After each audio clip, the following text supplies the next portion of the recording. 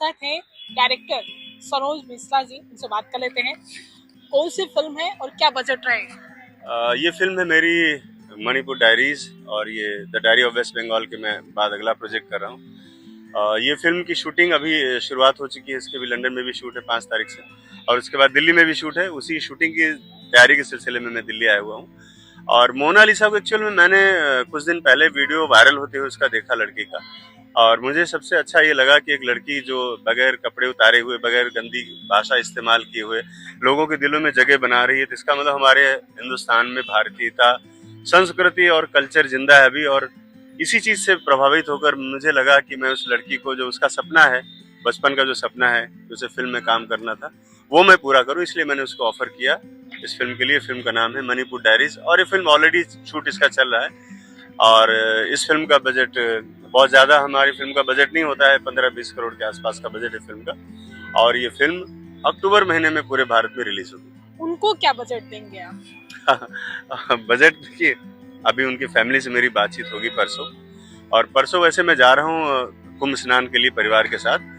तो मैं नहीं चाहता किसी धार्मिक स्थान पर जाकर और इस तरह की शोशेबाजी और फिल्मी बातें हों वहाँ पर, क्योंकि महाकुंभ की एक बहुत बड़ी गरिमा है, उस गरिमा का भी ध्यान रखना है। और जिस तरह से वो लड़की को परेशान किया जा रहा है वहाँ, जिस तरह लोग भगा रहे हैं उसको, जिस तरह से तंग कर रहे हैं, तो वो भी बड़ा शर्मनाक है। इसलिए मैं उस भीड़ का भी हिस्सा नहीं बनना चाहता हूँ। आसानी से अगर बातचीत हो पाएगी तो, नहीं तो मैं इंदौर घर जाऊंगा, उसके बात करूंगा।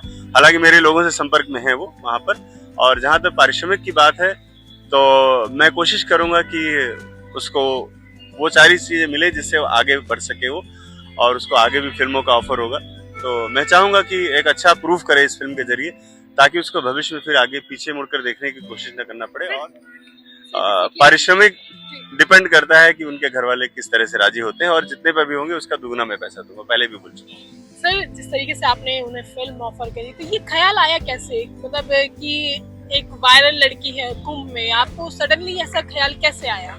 दरअसल मैं जमीन से जुड़ा हुआ हूँ और भारतीय संस्कृति और कल्चर से बड़ा प्रभावित हूँ। मैं महेश भट्ट नहीं हूँ कि मैं किसी पॉर्न स्टार को लाकर और यहाँ के युवाओं को पथभ्रष्ट कर दूं, यहाँ के युवा उनका अनुसरण करें।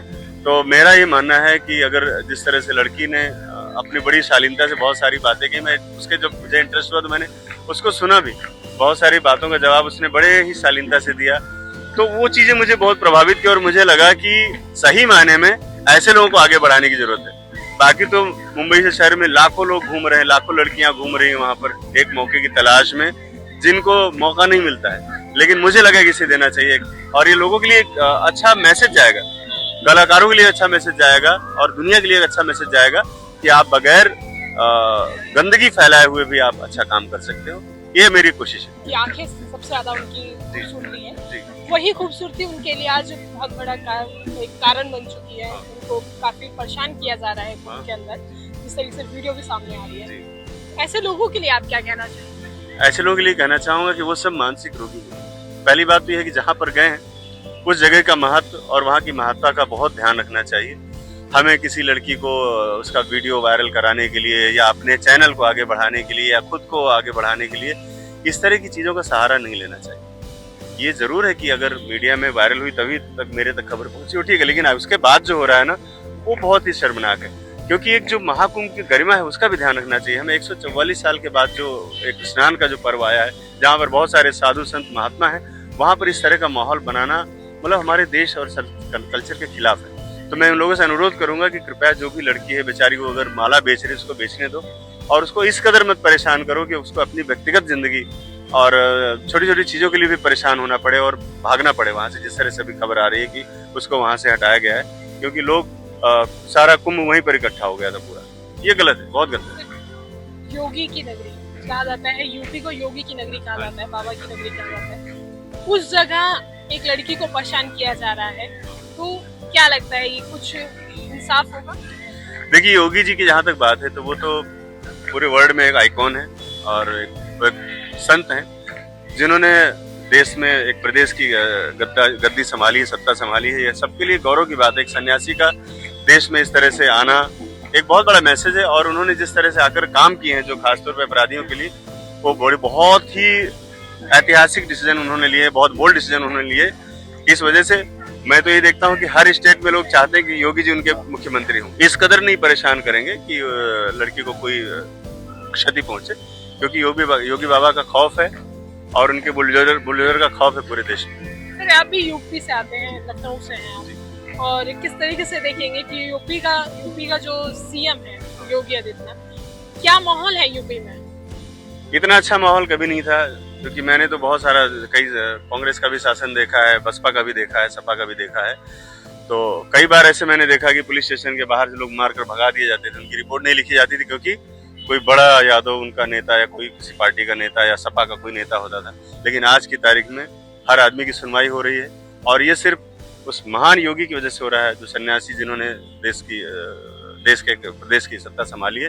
और गौरव है हमारे लिए योगी जी, और उत्तर प्रदेश का जो एडमिनिस्ट्रेशन आज की तारीख में, उसको सब लोग अपने अपने यहाँ कॉपी कर रहे हैं, अदर स्टेट कॉपी कर रहे हैं। और यहाँ तो जाने दीजिए, विदेशों में भी योगी जी की बहुत डिमांड है। आपने देखा कि पिछले इलेक्शन में भी जहाँ जहाँ पर भी योगी जी का आगमन हुआ, वहाँ पर भारी विजय हासिल हुई है, और उनका नारा कि कटोगे तो बटोगे पूरे देश में विदेश में पूरी तरह से चला। तो आज की तारीख में मैं ये चाहूंगा कि उनसे सीखने की जरूरत है पॉलिटिशियंस को, जो निस्वार्थ सिर्फ पब्लिक के लिए काम कर रहे हैं। हमारे योगी जी सिर्फ देश के लिए काम कर रहे हैं, सिर्फ मानव समाज के लिए काम कर रहे हैं, बगैर किसी भेदभाव के, बगैर किसी के दबाव में, बगैर किसी राजनीतिक या वोट बैंक को देखते हुए। सर अभी जो आप फिल्म बना रहे हैं मणिपुर, ये पूरी मणिपुर पर है या ऊपर ही कोई अलग स्टोरी बना रहे हैं? जो अभी कुछ दिनों पहले देखी चीजें वहाँ पे हुई है, चीजें चल रही हैं, या वो पूरी चीजें आप दिखाएंगे साफ साफ जो वहाँ पे चल रहे हैं वहाँ पे मणिपुर में? दरअसल दिखाने के लिए तो मीडिया ने बहुत कुछ वहाँ पे दिखा रखा है, और जिसमें से बहुत सारा तो इंटरनेशनल मीडिया जो प्रायोजित रहा है, जो जिसने देश को अलग तरह से भ्रमित करने की कोशिश की है। तो मेरी तो एक्चुअल में फिल्म की कहानी है वो अलग है, इस वायलेंस से अलग है।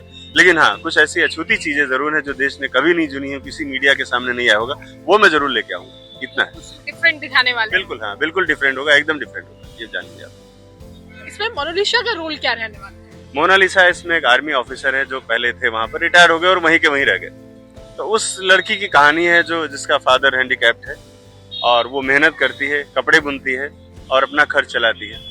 तो उसकी सर्वाइवल कहानी है, वो किस तरह से सर्वाइव करती है, किस तरह से लोग उसको डैमेज करने की कोशिश करते हैं, कैसे अपना बचाव करती है। तो एक संघर्ष की कहानी है, और मुझे लगता है मोनालिसा जो अपनी पर्सनल लाइफ में कर रही है उसी से रिलेट करती है, उसके आसपास की कहानी है। जैसे कि वो अभी ना एक्टिंग जानती हैं, बस उनका सपना है जो साकार होने वाला है। जब आप उनको अपनी फिल्म ऑफर कर ही रहे हैं, जब वो फिल्म में आ जाएंगे तो उनका सपना साकार ही हो जाएगा।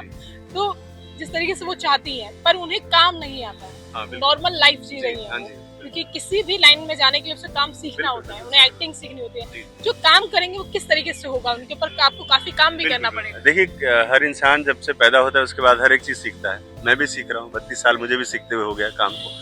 और चूंकि फिल्म जो है ना, वो बहुत बड़ा माध्यम है लोगों के सामने लाने का, किसी भी विषय को हो या किसी व्यक्ति को। तो अगर मैंने उनका बीड़ा उठाया कि नहीं, मैं उनको फिल्म में इंट्रोड्यूस करूंगा, इसके लिए उनकी पूरी तैयारी कराऊंगा, उनको प्रॉपर कोर्सेज करे जाएंगे, हमारी पूरी टीम है जो हमें उनको ट्रेंड करेगी, और उसके बाद ही उनको लेकर के आएंगे ताकि उनका भविष्य बने आगे। अगर वो अच्छा परफॉर्म करेंगी तो बाहर के लोग, बाहर के प्रोड्यूसर डायरेक्टर भी उनको फिर से आगे काम देंगे, और उनकी जिंदगी के रास्ते बहुत आसान हो जाएंगे आगे। तो मैं उनको उस लेवल तक तैयार करूंगा ताकि जब आए पर्दे के सामने तो ये ना लगे कि कोई ऐसे नौसिखिया या कोई शर्मीली लड़की गांव से आई है। जो किरदार है उसमें उनको पूरी तरह से ढालने के बाद ही लेकर के आऊंगा। सर जैसे कि अभी आपने योगी आदित्यनाथ के बारे में बताया, आपने कहा काफी बार ये भी बताया है कि उनकी वजह से ही आपकी जिंदगी मिली है। तो ये क्या रहा, इसके पीछे कारण क्या था? कारण ये था कि एक व्यक्ति है, उसका नाम है वसीम रिजवी, जो कभी जितेंद्र नारायण, कभी धर्मेंद्र नारायण ऐसा करके नाम बदलता रहता है, क्योंकि वो उसने जब वक्फ बोर्ड में चेयरमैन था, शिया वक्फ बोर्ड का, तो उसने बहुत सारे घोटाले किए थे अपनी लाइफ में। उसके ऊपर कई सारे बलात्कार के मुकदमे थे। तो उसने देखा कि जब राष्ट्रवादी सरकार आ रही है तो वो राम राम करने लगा, राम मंदिर आंदोलन में कूद गया, कहीं कूद रहा है, कहीं कूद रहा है। तो उसके साथ मैंने फिल्म बनाई थी जिसमें मैंने ही फाइनेंस कराया, सब कुछ मैंने कराया था, क्योंकि उसने बोला कि मैं सनातन में वापस आ गया हूँ और मुझे कोई साथ नहीं दे रहा। तो मैं उसका थोड़ा सा मान सम्मान बढ़ाने के लिए इस फिल्म में उसको मैंने निर्माता बनाया।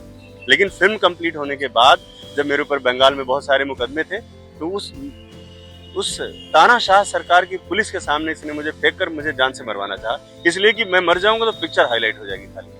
ये मैं इस मकसद से उसने मुझे बंगाल में भेज दिया और वहां से मुझे किसी तरह से जान बचा करके भागना पड़ा। वो भी बड़ी एक अलग कहानी थी, जिसमें आपने मीडिया में आप लोगों ने देखा ही होगा। लेकिन उसको ये तकलीफ हो गई कि मैं वहां से जिंदा कैसे वापस आ गया, क्योंकि मारा जाता तो बंगाल सरकार के जिम्मे जाता सारा कुछ, और बच गया तो उसके लिए मुसीबत हो गया था, क्योंकि मैं भी उस फिल्म में आधे का पार्टनर था। अब मेरा और उसका मुकदमा भी है मुंबई कोर्ट में, माननीय न्यायालय में, वहां पर लंबित है अभी, क्योंकि जो पार्टनरशिप को लेकर के उसने पैसे का घोटाला किया वो भी अभी आगे चल ही रहा है।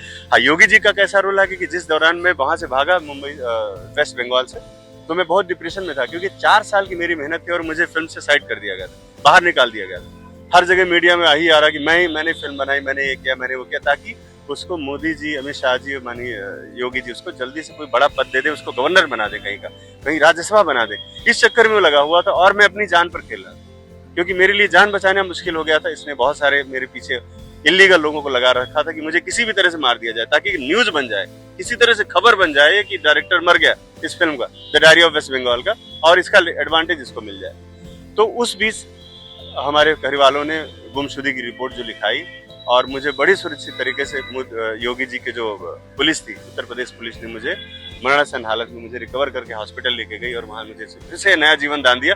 इसलिए मैं मानता हूं कि योगी जी ने मुझे जिंदगी दी है और मैं आजीवन उनका आभारी रहूंगा, उनका ऋणी हूं। ये थे हमारे साथ सरोज जी, जिनका कहना है कि मैं एक लड़की का भविष्य बनाने वाला हूँ और आगे उसको और ज़्यादा फेमस करने जा रहा हूँ, और ये फिल्म उसके लिए, उसके भविष्य के लिए बहुत अच्छी रहेगी।